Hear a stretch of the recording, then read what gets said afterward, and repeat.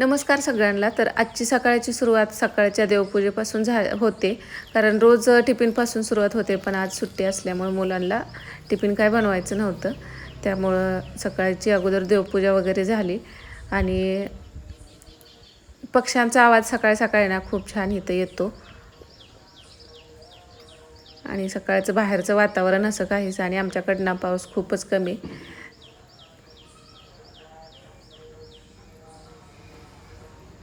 तर देवपूजा झालेली, फुलं घालायची राहिलेली होती. तर आता शेवंतीला ना खूप सगळी फुलं येतात आणि आज ही जी झाडं आहे ती ना ती पण मला कुंडीत माती आणून ठेवले, तर ती लावून घ्यायचेत.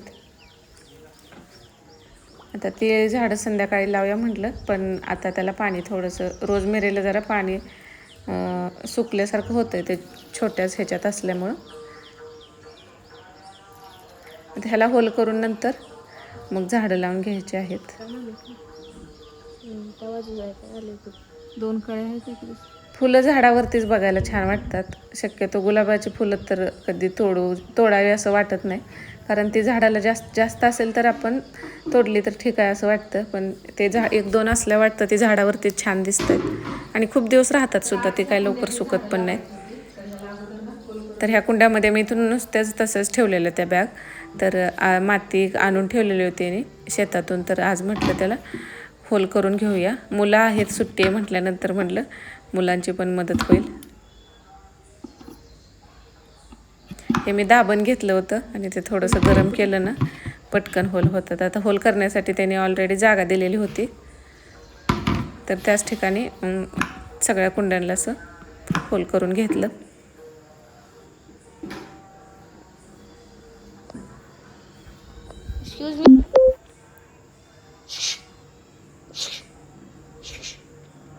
पण मला काट्यात झाड लावायचं.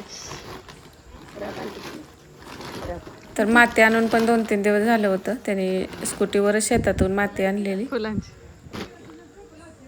नवीन आणली.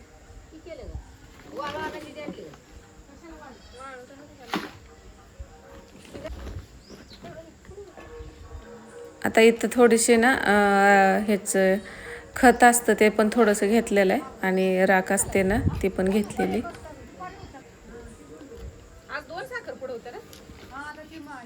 मनी प्लॅन्ट होतं घरामध्ये, तर ते पण म्हणलं कुंडीत लावूया.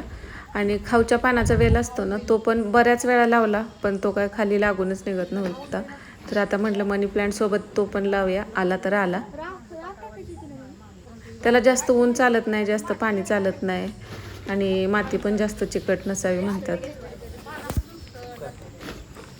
मनी प्लांट हे कसं लागून निघतं? मनी प्लांट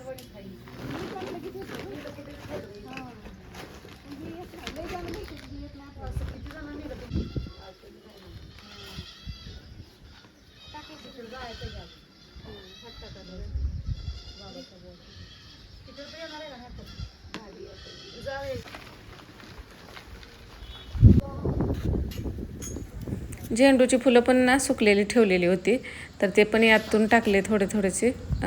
आलं तर रोपं नंतर म्हटलं 1-2 त्यासोबत ठेवूया, नाही तर मग साईडला जरी काढून लावली तरी झेंडूची रोपं पटकन येतात. आम्हाला कसं फुलं इथं आपण लावली तरच देवाला घालायला, अशी बाहेरची आणून घालायला मग ते कधी होत नाही.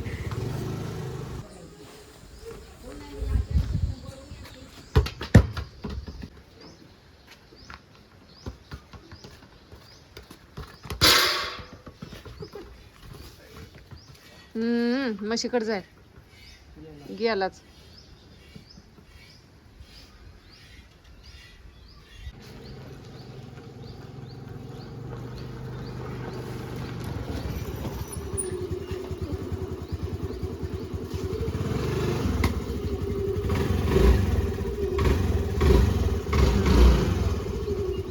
आंघोळ नाही ती दिसते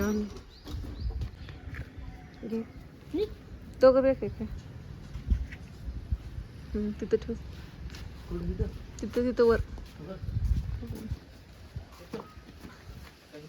तिकडं.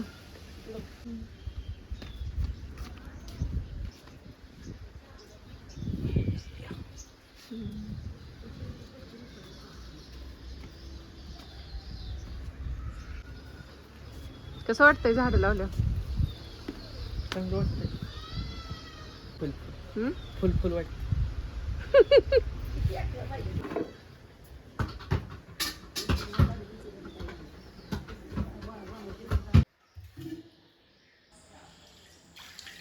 तर आज येतं ना, आता परवाचं रक्षाबंधन आहे, पेढं केलेलं तर संपलेलं होतं. म्हटलं आज याचं ना मिल्क केक बनवूया किंवा पेढं होईल, काय होईल ते होईल, करूया. दूध तर आटवायला इथं ठेवलेलं होतं.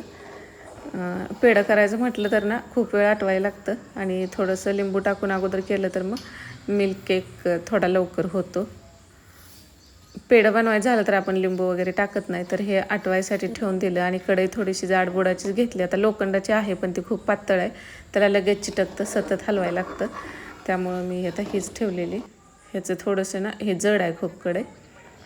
आणि मोठ्या गॅसवरती कंटिन्युअस हलवत ह्याला थोडंसं लिंबू टाकलं यामध्ये आणि अशा पद्धतीने आटवून घेतलेलं आहे. आणि साखर आपल्याला म्हणजे थोडीशी कमीच टाकलेली आहे तशी.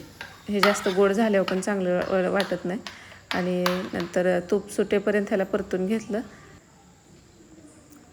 आणि डब्यामध्ये आता हे सेट होण्यासाठी ठेवून दिले. आणि आज मुलं घरी होती तर सकाळी साधी चपाती भाजी केलेली होती, तर त्यांना दुपारी मग पनीर राईस खायचा होता. आता हे ना अशा पद्धतीने केलं तर सेम म्हणजे बिर्याणी खाल्ल्यासारखी ह्याची टेस्ट येते. तर त्यांची फरमाईश आज तीच होती. मग सुट्टीच्या दिवशी त्यांच्या आवडीचं काहीतरी असतं.